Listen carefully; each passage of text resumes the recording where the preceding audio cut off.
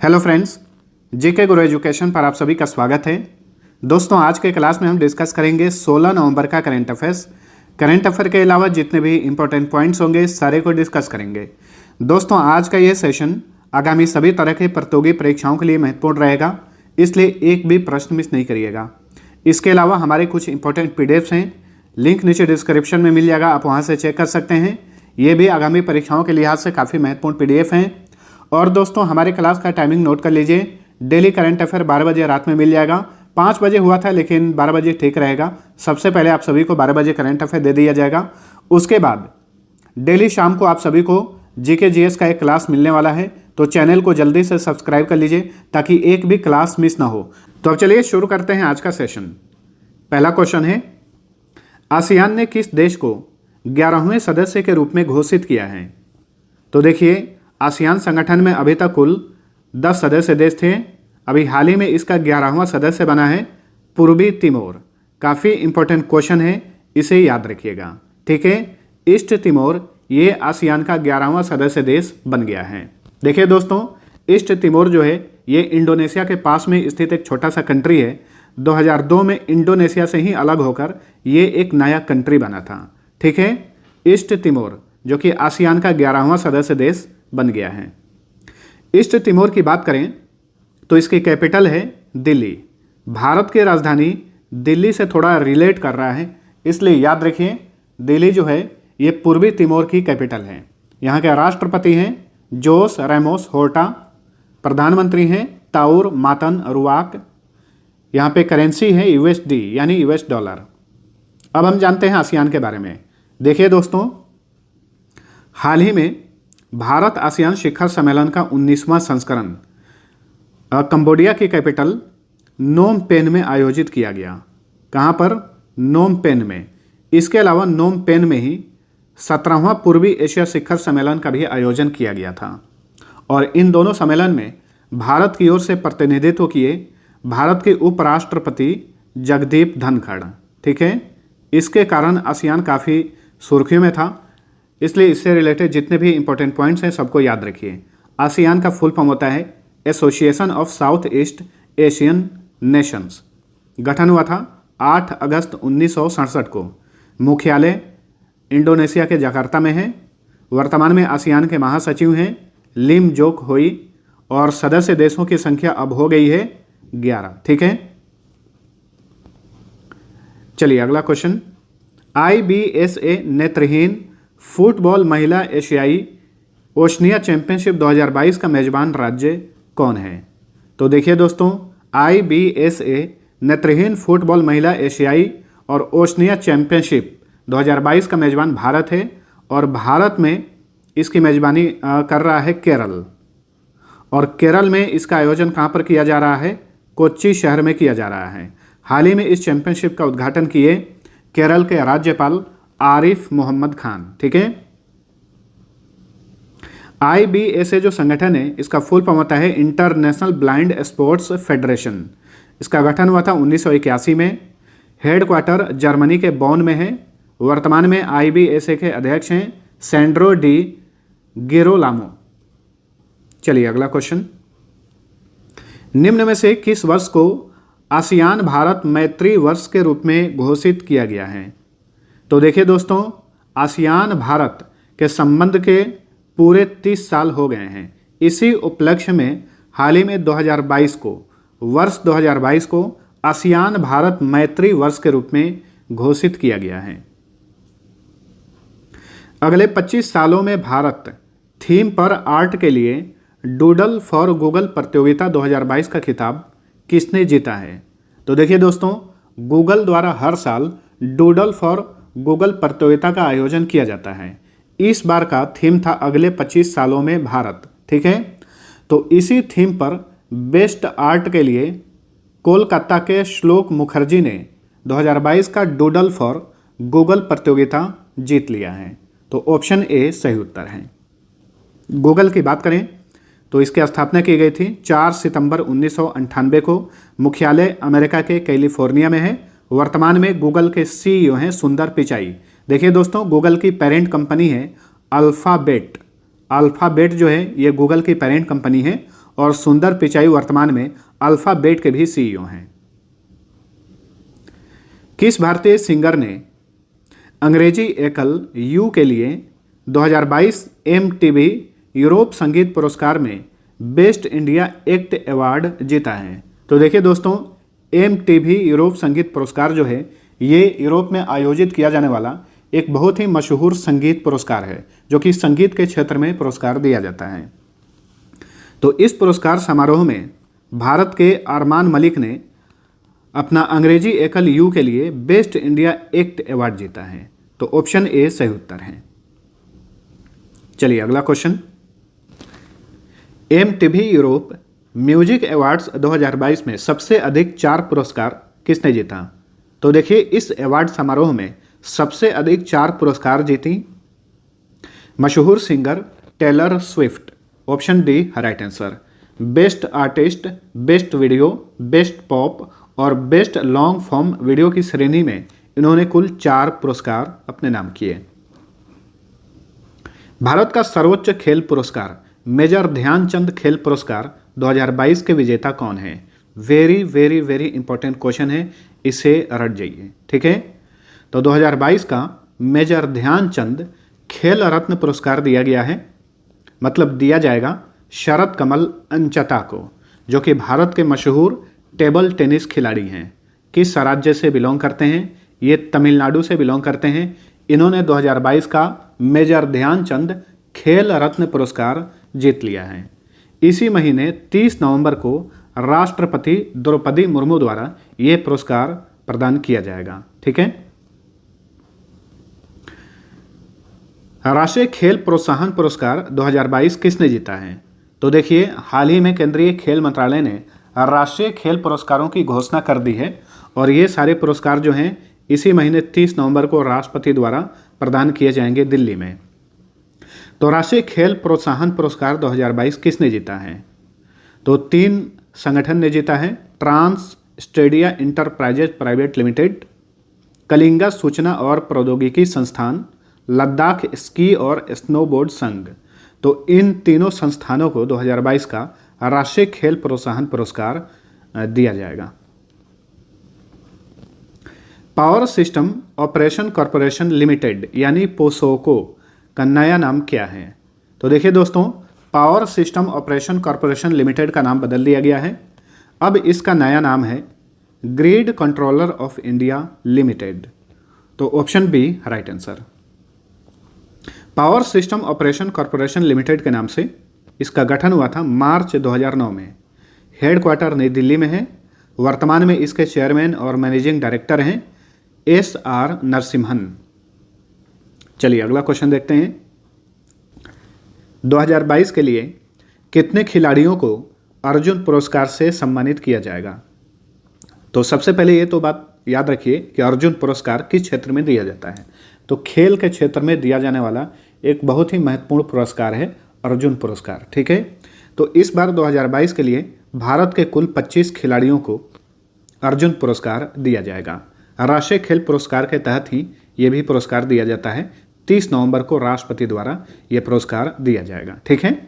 अर्जुन पुरस्कार के विजेताओं में कुछ प्रमुख नाम हैं, मैं बोल रहा हूँ, आप चाहें तो नोट कर सकते हैं। भारत के मशहूर बैडमिंटन खिलाड़ी लक्ष्य सेन, मशहूर बॉक्सर निकहत जरीन और भारत के मशहूर शूटिंग खिलाड़ी इलावेनिल वलारिवन, ठीक है। तो इन तीनों सहित कुल 25 खिलाड़ियों को 2022 का अर्जुन पुरस्कार दिया जाएगा।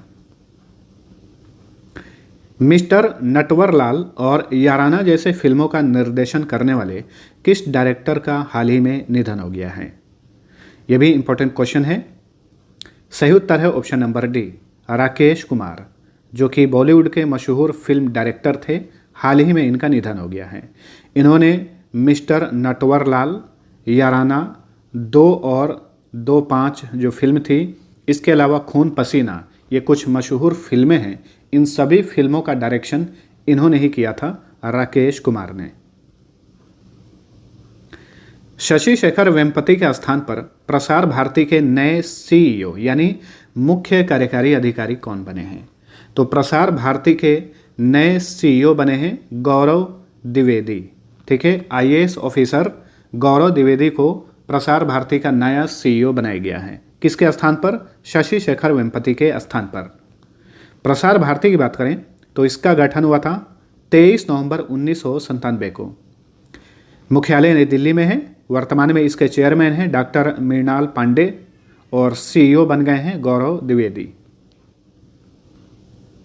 किस राज्य ने गन कल्चर और हिंसा को महिमा मंडित करने वाले गानों के सार्वजनिक प्रदर्शन पर पूर्ण प्रतिबंध लगा दिया है?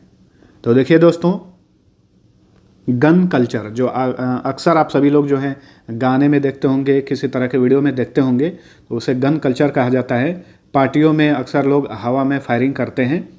तो इस तरह का गन कल्चर और हिंसा को महिमा मंडित करने वाले जो भी गाने होते हैं उनके प्रदर्शन पर पूर्ण प्रतिबंध लगा दिया है पंजाब की सरकार ने। तो option C right answer. Punjab की बात करें तो राजधानी है चंडीगढ़। यहाँ के मुख्यमंत्री हैं भगवंत मान, जो कि आम आदमी पार्टी के नेता हैं। पंजाब में आम आदमी पार्टी की सरकार है। पंजाब के राज्यपाल हैं बनवारी लाल पुरोहित। नेक्स्ट, 15 नवंबर 2022 को किस राज्य ने अपना 22वां स्थापना दिवस मनाया? तो देखिए दोस्तों, 15 नवंबर 2022 को झारखंड ने अपना 22वां स्थापना दिवस मनाया। झारखंड का गठन हुआ था 15 नवंबर 2000 ईस्वी को। दोस्तों, एक और राज्य है जिसका गठन हुआ था 9 नवंबर 2000 ईस्वी को। तो इसी महीने 9 नवंबर को उत्तराखंड ने भी अपना 22वां स्थापना दिवस मनाया। ठीक है, सिर्फ तिथि अलग है, साल एक है। 15 नवंबर को बिरसा मुंडा की जयंती भी मनाई जाती है। बिरसा मुंडा जो कि मशहूर आदिवासी स्वतंत्रता सेनानी थे, और इसी वजह से 15 नवंबर को हर साल जनजातीय गौरव दिवस या फिर आदिवासी गौरव दिवस भी मनाया जाता है, याद रखिए। झारखंड की बात करें तो राजधानी है रांची। यहाँ के मुख्यमंत्री हैं हेमंत सोरेन। राज्यपाल हैं RN रवि। किस समूह ने या किस संगठन ने भविष्य में वैश्विक महामारी से निपटने के लिए $1.4 बिलियन का एक महामारी कोष लॉन्च किया है? तो देखिए दोस्तों, ये है G20 समूह, जो कि 20 देशों का एक ग्रुप है। हाल ही में G20 ने भविष्य में आने वाले वैश्विक महामारी से निपटने के लिए एक महामारी कोष लॉन्च किया है। कितने का? $1.4 अरब का ये कोष है जिसे लॉन्च किया है G20 ने। G20 में कुल 20 देश हैं, भारत भी इसका सदस्य है। G20 का गठन कब हुआ था? 1999 में। 26 सितंबर 1999 को इसका गठन किया गया था। सत्यजीत रे लाइफ टाइम अचीवमेंट अवार्ड 2022 से किसे सम्मानित किया जाएगा? तो देखिए दोस्तों, सत्यजीत रे लाइफ टाइम अचीवमेंट अवार्ड ये हर साल दिया जाने वाला भारत का एक मशहूर पुरस्कार है। 2022 के विजेता बने हैं Carlos Saura. Option A right answer. Carlos Saura जो हैं ये स्पेन के एक मशहूर फिल्म डायरेक्टर हैं। 53वां इफ्फी समारोह आयोजित किया जाएगा इसी महीने गोवा में। ठीक है, इफ्फी मतलब international film festival of India. Goa में इसका आयोजन किया जाएगा। इसी फिल्म समारोह के दौरान कार्लोस सौरा को सत्यजीत रे लाइफ टाइम अचीवमेंट अवार्ड दिया जाएगा। ठीक है, ऑप्शन बी और सी में जो आप नाम देख रहे हैं, इन्हें पिछले साल यानी 2021 का सत्यजीत रे लाइफ टाइम अचीवमेंट अवार्ड दिया गया था। संयुक्त राष्ट्र के अनुसार किस तिथि को विश्व की आबादी 8 अरब यानी 8 बिलियन हो गई?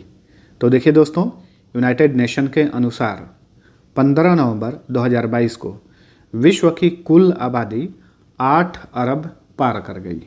ऑप्शन ए सही उत्तर है। अभी तक आप सुनते थे कि विश्व की आबादी 7 अरब है, लेकिन ध्यान दीजिए 15 नवंबर 2022 को विश्व की कुल आबादी 8 अरब क्रॉस कर गई। ठीक है, और यूनाइटेड नेशन ने ही अनुमान लगाया है कि 2030 तक विश्व की कुल आबादी 8.5 बिलियन यानी 8.5 अरब हो जाएगी।